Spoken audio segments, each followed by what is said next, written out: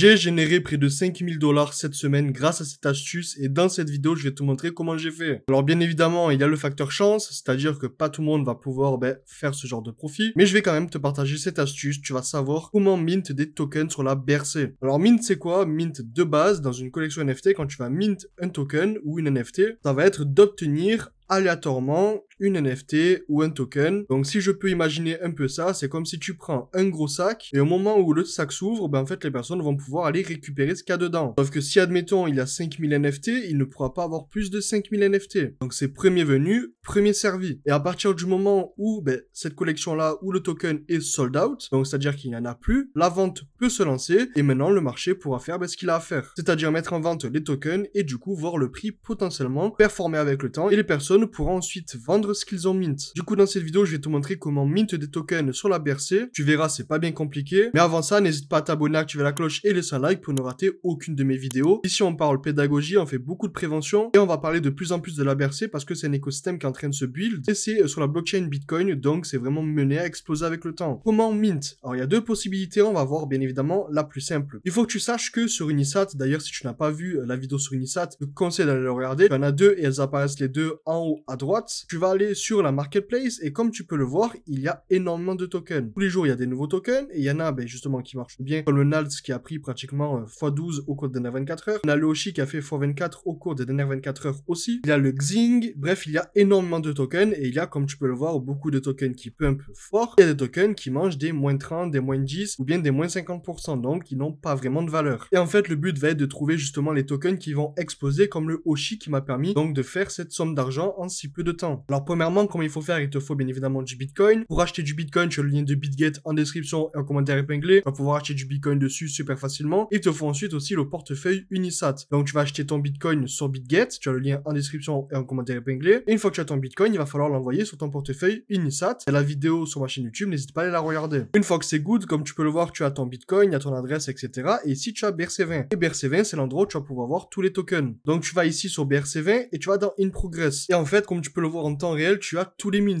Donc là, on peut voir que Jack est en cours de mint à 50%, il y a 44 holders et 500 transactions. En fait, quand tu vas ici, tu peux voir qu'il y a un wallet qui a 20% de la supply, donc c'est énorme. Là, tu as Hordes qui a 46%, 326 holders et 4000 transactions. Tu vois qu'il y a beaucoup de transactions, donc là, ça vaut le coup. Donc admettons, tu veux mint du Hordes, comment ça va se passer? Tu vas cliquer ici sur mint directly, tu vas cliquer sur mint et tu vois ici la limite qui est à 2100. Et après, c'est à toi de voir combien tu veux de mint. Donc là, on a 2100 et admettons, tu veux multiplier par 10, donc ça va faire 21 000, et fois 100, du coup 210 000. Je veux en mint seulement 20, donc ça va faire pratiquement 42 000 tokens.